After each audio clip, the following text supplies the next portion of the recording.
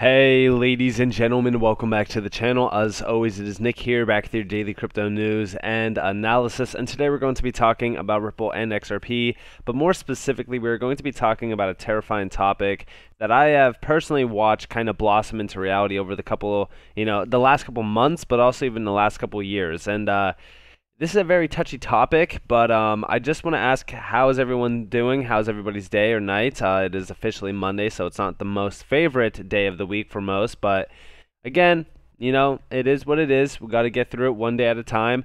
Hopefully soon none of us will have to work because we will all be retired from crypto. But with all of that in mind, let's just dive in and let's start off with the International Monetary Fund. So as we have been discussing crypto and DLT, digitization, all that kind of stuff, the main topic always comes up of CBDCs, central bank digital currencies.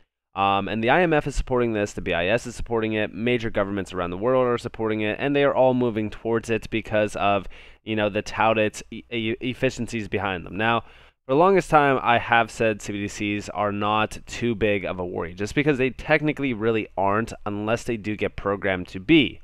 This is the biggest issue, right? We can't essentially, trust our government now, so why would we put trust in them to make a central bank digital currency and have it support the retail, sector, right?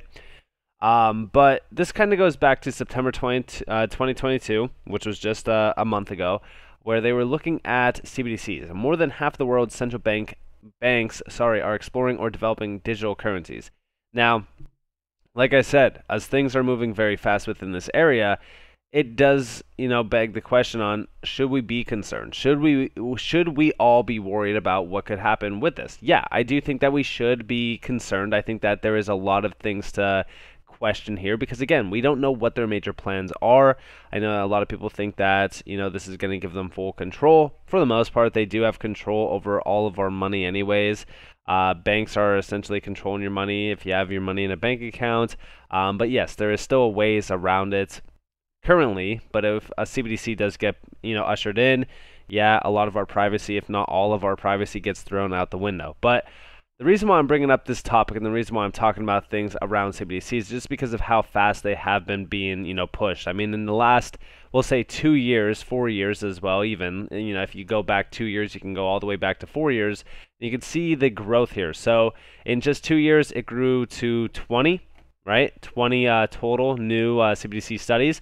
And then in another 2 years, this has grown well over, I mean, like, this is almost 60, right? So it's nearly doubling, tripling. I mean, it's insane on how fast everything is moving here. So everything in terms of CBDCs is going to be streamlined. And I think that from here on out, a lot of this is going to move a lot faster.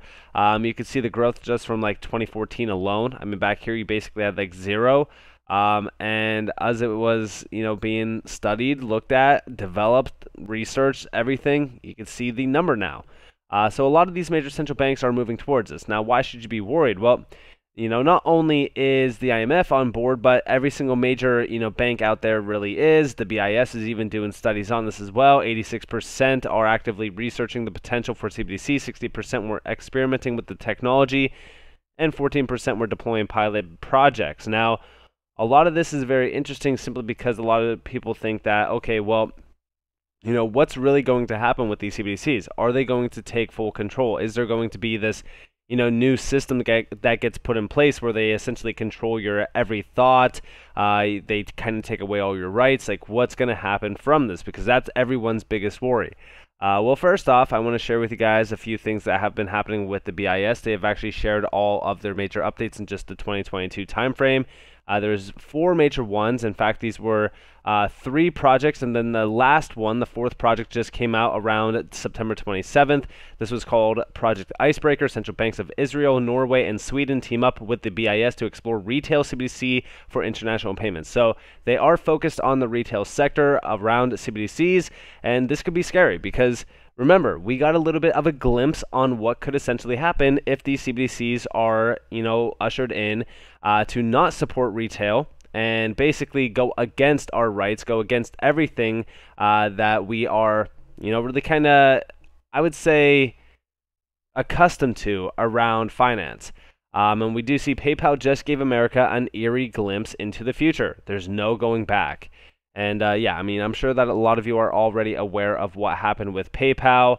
For an example, here you have it. You know, governments, on the other hand, do not provide us with this right. Therefore, we must fight to the death to restore the principles we desire. And this is talking about, it's up here, like, no revolution is necessary to change the policy of even the largest corporations. No blood or death is required to strike fear into the hearts of private organizations. Instead, we need only vote with our wallets and choose to transact with new companies that emerge as a result of decisions made by existing companies, basically taking your business elsewhere. And we do see down here, but what happens when a business with the same impact on your life as the government appears to go bad? Recently, the payment processing behemoth PayPal crossed the line by proposing an alarming rule. It planned to begin assuming the role of thought police by modifying its terms of service to allow to collect a $2,500 fine and freeze a person's funds if they spread misinformation. Now, this is very crucial to me to look at and actually, you know, really kind of go in depth on, because this could be happening around CBDCs as well. This could be the full control aspect that a lot of individuals are terrified of. Again, a lot of individuals out there have been terrified of the CBDC move simply because we don't know what's going to morph out of it. I know that I've utilized PayPal in the past. It has been my number one go-to around business payments and things like that. Recently, we kind of moved to TransferWise and have been just doing direct bank transfers because I'm tired of paying the astronomical fees from PayPal. And again, it's easier for tax purposes and stuff. But when we looked at PayPal initially on back a couple years ago, we had an issue with PayPal where they were freezing our funds. They were freezing funds. They were stopping us from transacting, transferring it to our bank, and we had to call them, go through a whole hassle of, you know, not only verifying us, but we had to get a tax ID, like a business ID, tax ID. It was ridiculous. Everything that they, you know, made us go through, you know, jumping through hoops. At the end of the day, you know, we were just better off going through TransferWise back then. But we recently made the move, I would say, like probably about a year and a half ago or so, from PayPal, just because of the issues with them. And then this came out, and I was just like, wow, I am so happy that I was not a part of PayPal during this entire time and supporting them in terms of business-wise, because again, they were collecting astronomical amounts of fees off of us during about like 2020, and it was just a nightmare. But again, a lot of people were also kind of comparing this to what the Canadian government did in terms of freezing bank accounts of individuals protesting truck drivers during the pandemic. Again, we just recently seen another major announcement around Kanye West, JP Morgan, basically, you know, cutting ties with them because they didn't support what he was saying on Twitter and on social media. This is outrageous, to be honest with you, because again, these banks, all these major entities, these, you know, payment companies, should not have their opinion on anything that you are doing as a customer. At the end of the day, you are a customer. You are not an employee there. You're not anything. They cannot control what you say or what you do. This is absolutely ridiculous. But what if this was your own fiat currency? What if this was the currency that you utilize on a day-to-day basis to live your life? Because that's essentially what CBDCs could morph into. We do see over here, Sick for Truth. We do see breaking. Governments and private sector can use CBDCs to program smart contracts for target policies, welfare payments, UBI, consumption coupons, food stamps. CBDCs can be programmed to determine what people can and cannot own. That's right. You heard it here. Listen closely. This is from the IMF. The third way we think CBDC can improve financial inclusion is through what we call programmability. That is, CBDC can allow government agencies and private sector players to program, to create smart contracts, to allow targeted policy functions. For example, welfare payment. For example, consumption coupon. For example, food stamp. By programming CBDC, those money can be precisely targeted for what kind of people can own and what kind of use this money can be utilized, for example, for food. So this potential programmability can help government agencies to precisely target their support to those people who need support. So that way can also improve financial inclusion. Of course, I want to end with a caveat, because CBDC is not a panacea. CBDC cannot solve every challenge in financial inclusion. There are some aspects of financial inclusion is not related to technology. For example, financial literacy, digital literacy. So CBDC has to work with other policies together to try to improve financial inclusion. I stop here. And a lot of this is kind of terrifying. I mean, like, at the end of the day, like, they want to program how this money can and cannot be used. And a lot of people believe that this is going to come with a social score on how you are acting on social media, how you are basically, I'd say, really kind of just going about your everyday life. They want to control every aspect. Okay, like, if you wanted to buy, we'll say if you wanted to go to a store and buy, we'll say, something that's not sustainable, so a meat product, right? So they'll say, okay, well, you already went over your carbon credits this month. You need to buy something that's vegan instead of a meat product. Like, that's essentially how they can control what you can and cannot buy. And this is going to change every aspect of your life and really kind of look at you from almost a judgmental perspective on, okay, are they playing into the sustainability factor? Are they playing into the agenda that is being pushed? Like, that's the biggest problem with CBDCs that a lot of people are kind of, worried about and terrified about. Because, again, this is all being backed by the elitist around the monetary system. These are all the major names that are controlling and making changes around the monetary system, from the BIS, the IMF, the ECB. These are the big names. And again, we do see down here, digital identity verification is essential to the operation of CBDCs, particularly in cross-border transactions. Tradable digital assets must be tied to a digital identity system. They want to have a digital ID tied to all of this. Now, you might be wondering, well, what the heck is a digital ID? Well, a digital ID would be your full-on identity, digital, and they'll be able to track everything through this. For example, we do see down here how globalists and governments push digital ID through climate, COVID, cybersecurity, and CBDC. They have been pushing this for a while, really kind of making the seamless move towards it so that everyone can basically be distracted while they are ushering in this major new agenda around digital IDs, CBDCs, all that kind of stuff. And we even do see down here, like, the IMF drops more CBDC info. Service providers can use transactional data to underwrite credit for social scoring, using an example of how many coffees I drink every day, where I get coffee. If I use an Uber, financial service providers can use this data to give me a credit score, which is what I was just telling you guys about before this video. So listen closely to this. Bo, just a quick question. When you look out at what's happening so far in this sphere, do you see any ways in which the transaction data, so helpful, are being used now or could be used or should be put into a plan? Just any specific example. Well, I can give you one example in China because I personally experienced it, right?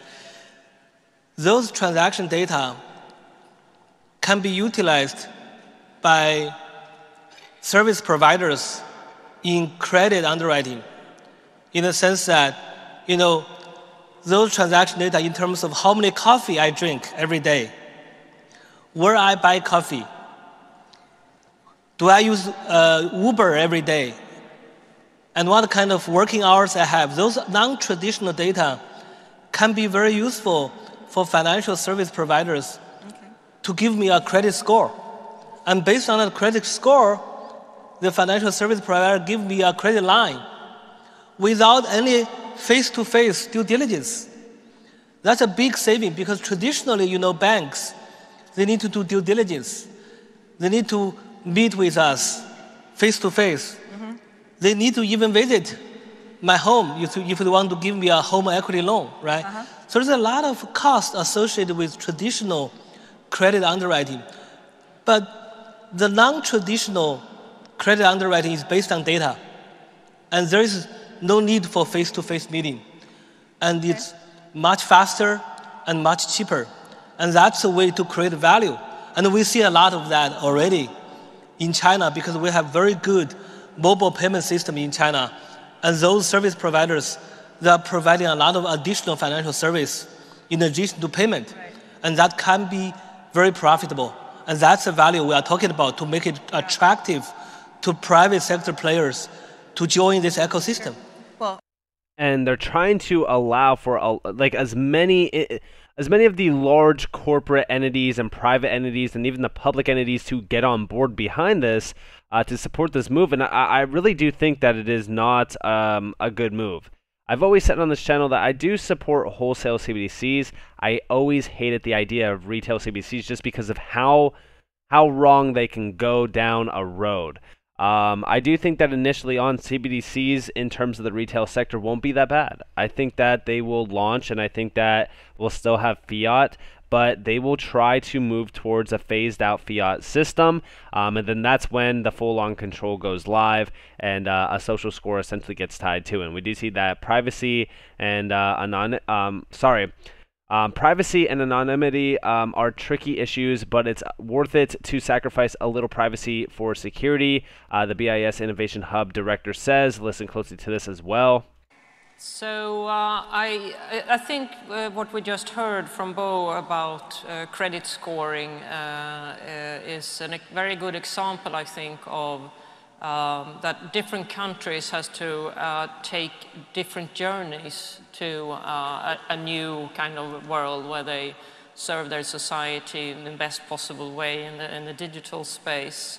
Other countries might kind of find this not the way to go forward. So we all have different preferences, and this preference on privacy or anonymity is tricky. A lot of people I meet, and I've spoken about this for years now, says that they don't want to have their payments kind of distributed among commerce, but they're very happy to have a lot of CCTV cameras because they find it's worth to give up a little bit of privacy to get security, etc. So I think bottom line is every country has to look into this from their own particular perspective. What is the current state? Where do they want to move it? And it differs very much if you were working in an emerging economy versus an advanced economy, and depending also how financially included people actually are. So, and this move, you could see them trying to move extremely fast on this. But the issue with this is that there was a video that is circulating around Twitter that really kind of shows us where these things are headed, around digital ID, around paying utilizing your hand. Like, that's how crazy this stuff is happening. Like look at this. It's happening now. XRP. This is crazy. Like the person's literally paying with their hand. And I believe that there's a chip in her hand that is scanning it, and you can see that it says, thanks, please wait for an associate to complete your transaction. And it's being paid throughout through an American Express card that is directly tied to her palm. This is pretty crazy, to be honest. And a lot of people are saying it's a palm reading, like fingerprints, not a microchip. But this is the problem, right? There was this article that got posted back in 2018, and it says, cash in hand, this cryptocurrency body implant will secure your cyber cash stash. And a lot of people thought that this was crazy back then. A lot of people thought it was fake, right? Because this, I mean, realistically speaking, it actually kind of looks fake. It looks like a little bit of a hoax. But after doing a lot more research, this is not a hoax. And we do see down here, Crypto Coaster, they talk about, today technically Ripple is an open payment network used to facilitate fast and cheap international money transfers. Think Western Union or SWIFT for the blockchain era. It is the platform upon which its token currency XRP is transferred, and that's the currency that BuyChip is promised to support first of all. And yeah, here you guys have how it works. So you can see it's a small little chip that goes right in the palm of your hand, and you could utilize this for anything. It's going to have your digital ID on it, your passport, your keys, every single thing that you can think about, it's going to have on it. It's going to have your wallet on it. It's going to have your ID. And here you guys have it. This is the chip. It goes right in the palm of your hand, right hand as well, which is very odd. I'm not going to get into I'm not going to get into religion or anything like that, but a lot of people do believe that this could be the mark of the beast. Is that the case? Who knows? But it definitely is something that I am staying away from. And we do see down here, it is all powered from the Ripple network. It is in the chip. And again, it looks it almost looks like a hoax, right? But the problem is that this is fully real and it is happening. And they already have proof of this. And in fact, they even say down here, after all, a smartwatch already offers secure storage and payment services to most of the people's needs. The difference between a smartwatch and this is that it is not sitting in the palm of my hand. So yeah, this is definitely weird. And we do see, given the rate at which early stage technology inevitably evolves and is miniaturized, a new chip today may easily be obsolete tomorrow, which is very interesting as well. And here you guys have Buy Chip. This is the post from January 6, 2018. And we do see an announcement. Buy Chip microchip implant is now implementing Ripple payment systems in the product. This means that the microchip owners will not be needing to connect their microchip to their bank accounts anymore. So essentially, you are your bank. Very interesting. And then over here, we do see from Buy Chip themselves. Again, they have been around for a while, and we even do see them utilizing... Again, you always got to get to you got to utilize the big names, the celebrity names to push your products. And here we are seeing Drew Barrymore being utilized, reviews using microchip implants to make payments. By the way, very soon our development team and Buy Chip Coins devs will have a surprise announcement that's in line with the payment theme. Stay tuned.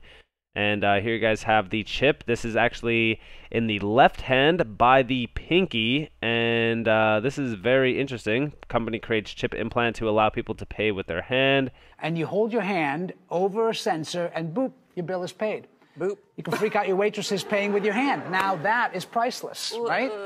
I don't like this one. But you know, like that terrible nightmare when you're at an auction and you wave at a friend and then you just bought a painting. Yeah. Imagine you just walk by, beep, bop, boop. Well, that's what I'm worried about. I think this is going to be a problem.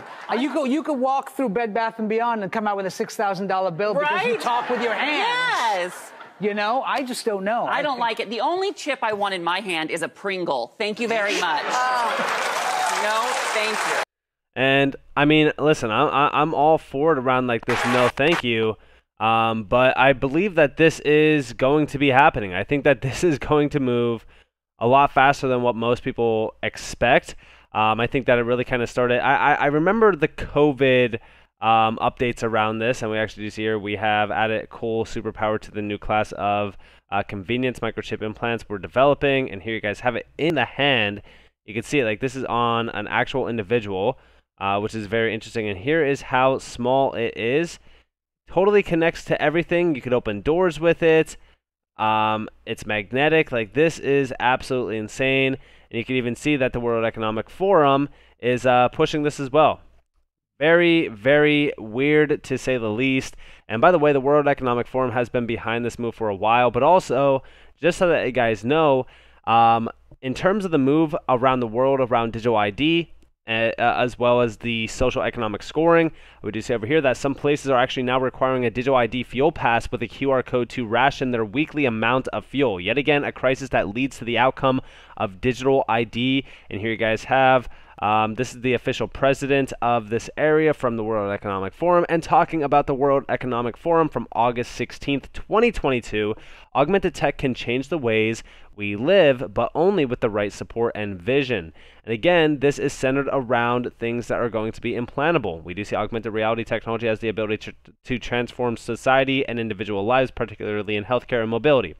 As much as vision or visual and hearing aids are part of our lives today, implant technologies could become the norm in the future. And I don't think so. I mean, to me, and I just want to know your guys' thoughts, what do you think about this? What is your idea on this? Because they're comparing this to night vision goggles, to exoskeletons, to brain-computer interfaces, all this kind of stuff. Like, I mean, to me, I really think that this is something crazy. I really think that this is going to be something that, to me personally, is going to be one of those things that gets a ton of, outrage against, but it might be one of those things that just get implemented without us even knowing.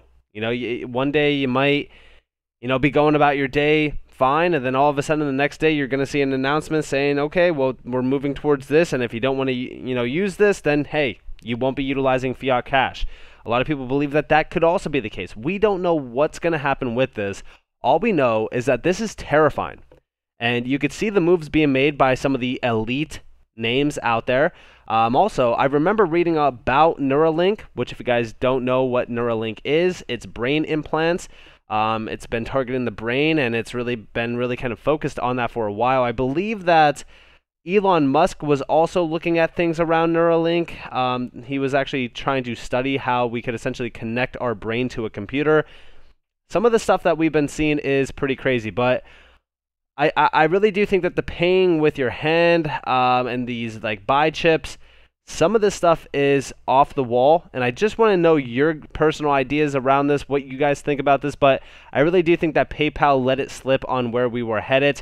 So with all of that in mind, I hope that you guys enjoyed this video. If you guys did, definitely leave a like, subscribe to notifications on if you guys have more free content. You guys are more than welcome to follow me on Twitter and join the free Discord down in the description below.